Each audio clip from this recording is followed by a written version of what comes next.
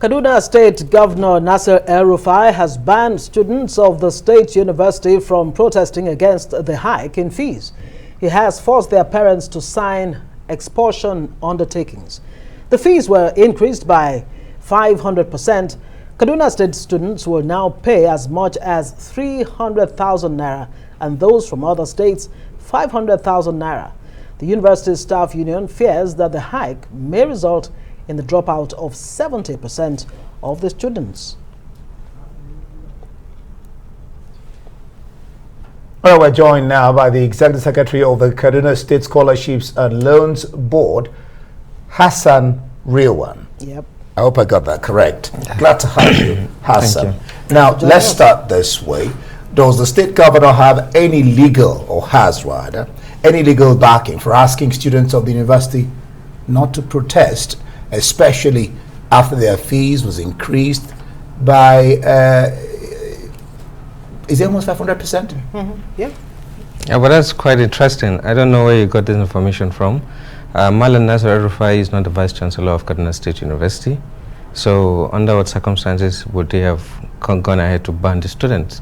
But it's not just Kaduna State University we're talking about, it's higher institutions. I have not Kaduna seen any State. official position from the governor to that effect. The governor is not the Vice Chancellor of any of the schools or the Chief Executive of any of the schools. So what are you saying? That is the school authorities So I'm saying that, decision, or I'm what? saying that I think you need to get your facts right before you take your position. All right, but The governor of a state, the governor of a state cannot. but was the Cannot the ban. but the tuition was increased by 500%, especially knowing the way that the economy is and with the effects of the pandemic. At least this is true. So the tuition of the state-owned tertiary institutions was increased, and it's true that CASU's fees was increased from 26,000 naira to 150 for new students and 100,000 for returning students. And I think the conversation shouldn't be about the percentage hike in fees. Rather, it should be about what should people be paying to be in school, and then if you are in a state university, what are the safety net that the government will put in place to ensure that citizens of the state that cannot afford to be in school, get access to school. Even the 26,000 naira that was being paid before, since 2004, CASU has been paying, students have been paying 26,000. We're in 2021. It's not practicable that from then to this day it still remains 26,000. But in any case, even that 26,000 naira is not affordable by some students. So what the state government is trying to do is categorize students into 3 categories. The first category is being parents that can afford to pay, even if it's $1 million naira. These people have siblings in Uganda, in Sudan, in Europe, and they're paying the bill. We don't need to subsidize for the rich. We have the second category, which are people that earn decent minimum wage, and if they cannot pay the lump sum at once, the Kaduna State has institutionalized a loan scheme of 2 billion naira. Kaduna State is the first subnational in Nigeria that put a loan scheme, an education loan scheme in place for its citizenry to be able to access it at single-digit pay over a long period of time. Then you have the last category of students. These are people that cannot pay. Kaduna State government is interested in making sure that no student drops out of school. So what is important is we should profile them and we should make sure that they are really indigent students and we pay their fees regardless of how much their fee is. So we have a social register. These measures that you talk about, did you put them in place in the first place before the Kaduna State University authorities and other higher institutions came up with this massive increase? You see, in Kaduna State, we work as a team. We're all members of the Human Capital Development. Immediately, this tertiary, fees were going to come up. The governor immediately mandated that we should work together to make this happen. So, the first thing the Vice Chancellor of Kaduna State University told the students is, for those that can, like I told you, the first category, that can pay without no apology, they should go pay that fee. Then for those that cannot, the loan scheme I told you that was put in place was institutionalized in December 2019. 2 billion is already on ground cash for students to be able to access. Now, for those that are in the third category, the position is if you cannot pay the fee, just go and put up with the Kaduna State Scholarship and Loans Board. We are online, scholarship.kdsg.gov.ng. I think Now, you so should mention student that again. Yes, scholarship.kdsg.gov.ng. That's the website. Now, what we now try to do is that Kaduna State also have a social register of over 2 million people that are already adjudicated as poor. Of this social register, over 27,000 of them are students in tertiary institution. We already know who they are. So what we are doing at the moment is integrating this figure into the scholarship board so that we can fast track the payment of their school fees. The Vice Chancellor... It's not a monologue. Yeah. All this sounds quite interesting. And Yes. that's your forte, the scholarships and loans board, which you are the executive secretary. But this is worrying, quite worrying, and I hope you will clarify that. The fact that the parents, as we're learning, or it's being reported, are asked to sign an expulsion undertaking. Why is that? Should parents do that? Should the government ask the parents to do that? You see, in this time of a lot of fake news, I'm not the Vice Chancellor of Kaduna State University. I cannot speak for certain to those facts. But one thing that I know is that people, the governor has always said it, people have the right to protest. But you don't have the right to come in the way of other people that are trying to go about their daily businesses. In fact, when people want to protest, they should be protected while they're protesting. But you cannot block road to allow people to go about their daily activities.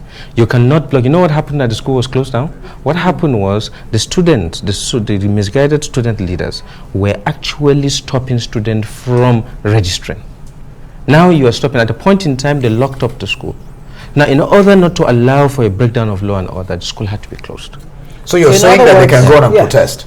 Protest is free. So the governor did not say they cannot protest, and that if they do, at the risk of being expelled. The governor has led protests, has been part of protests in this country. So he will not stop protest.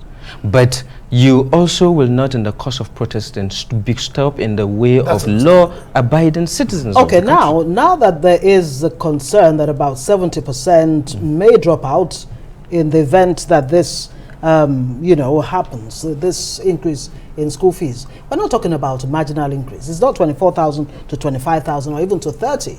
It's 24,000 to 300, between 300 and 500,000. So it is 26,000. Are you saying that the Scholarship and Loans Board of Kaduna State can actually provide scholarships and loans to the 70% that may drop out of schools of higher institutions so I don't know in how Kaduna State? How are you going to, pick this poor who say they really cannot pay the school fees? Where do you get them from? That's quite interesting. So I'll tell you how we pick it. Number one, I told you about the social register with over 2 million people. Of these, we have over 27,000 that are already in tertiary institution. These people, we already know them to be too poor. So all we need to do is to get them to apply through the scholarship board, and then we do what? We fast track their payment. That's one. Two, if you know that you are poor, you see, being poor is not something you can see by the cap, the clothes you are wearing. There has to be a scientific approach. What we do in Kaduna State is that you need to provide a tax clearance certificate.